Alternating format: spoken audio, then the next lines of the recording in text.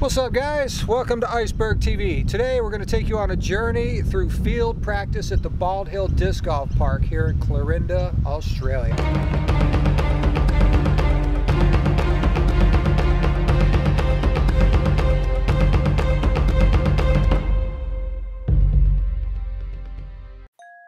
Well, here we go to the new thing after my cart does a 360.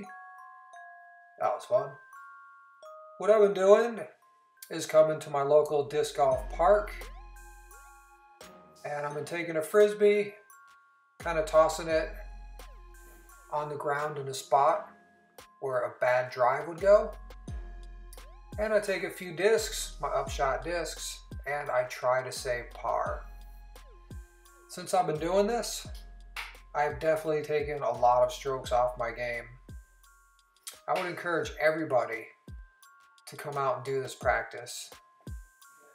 At first it was pretty hard because when I get to the disc golf course, I just want to play.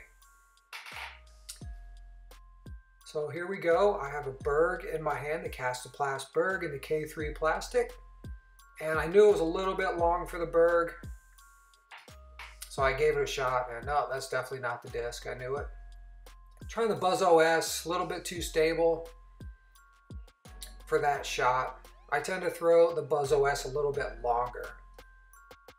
And here's one of my favorite discs, the Castoplast Caxa Z in the K1 plastic. Yeah, 177 gram disc. I love this disc. I just got here to the disc golf park, so I'm not quite warmed up yet. But that shot still went inside the circle. And here we are, just on to another hole. And I'm going to walk up the fairway a little bit and toss my disc in the bushes. Luckily for me, this was a terrible drive, so I ended up throwing my disc exactly where I wanted to do my upshots from. The first forehand of the day is usually pretty terrible. Anybody that plays disc golf knows that it takes a few shots to kind of warm up. So yeah, that puts me over in the bushes. Worst case scenario. So I'm gonna go up there and I'm gonna take 3 discs again. And I'm actually gonna try some patent pending shots. These are really tough. I don't know if I'm ever gonna use these in a tournament or competition or on league day. But it might be one of those shots that's good to have. And today is all about practicing. So right here is my MD3. Really like this disc, but it's definitely not the disc for this shot. I used it because it has a fair bit of glide, but just too much of an angle on it. Decided I was not going to throw my Buzz OS. I'm going to throw my Firebird just so I can get a little more distance out of it, and I can trust it to come back with its flex.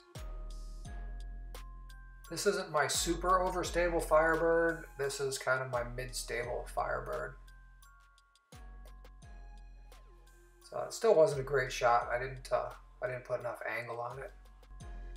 So here we go with my Caxa Z. The more I throw this disc, the more I like it. And that actually puts me at the edge of the circle. So these 2 holes here, the Caxa Z put me in a really good spot. Put me in a spot where I should make my putt. And moving on to the next hole, it's the same deal. Put myself behind the trees, worst case scenario. This is actually a hole 3 at the Bald Hill Park, disc golf park. And trusty Caxa Z again. I have my FD. And I'm also going to pull out my Firebird for a forehand. So here we go with the Caxa Z. Skips right up on in there. Right to the circle. And my FD needs a little bit more hyzer because it's not as stable a disc. It's pretty flippy. So I put on a pretty good hyzer. And literally these discs are almost on top of each other. 2 different shots.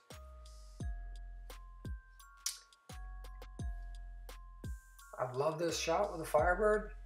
Normally it's a pretty good shot. But yeah, this is only my second forehand of the day. So as you can see, definitely takes me more than 2 forehands to get warmed up. And these are where the 2 discs landed.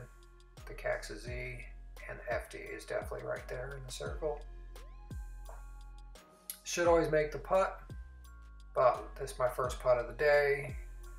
And as with drives, putt's just not warmed up yet. Still not warmed up yet. That's enough of that hole. Let's move on. Put myself in a near impossible spot here. This would be hole number 4 or hole number 13. You could end up in the same spot. It's usually hole number 13 spot. So I am going to forehand my Berg, which I'll remind you is in the K3 plastic, and it's 173 gram. This is literally one of my best discs. I love this disc. I throw it forehand, I throw it backhand, and boom, right here. That gets me to the edge of the circle. And there's really no backhand line at all. But I'm still going to try 2 shots and see if I can hit the gap. Now hit the small tree in the back. I'm not sure what happened to the camera. And such a small window. So there you have it, guys. There are many, many, many different ways of getting good at disc golf, or getting better, I should say. Coming out here to your local disc golf park, or setting up a basket and shooting from behind trees and having low overhangs, low ceilings. Just get out there and practice some of your shots, and I guarantee it will take strokes off your game. So have a great day, everybody, and peace out. So remember, guys, please comment, please subscribe, and we'll see you next time on Iceberg TV.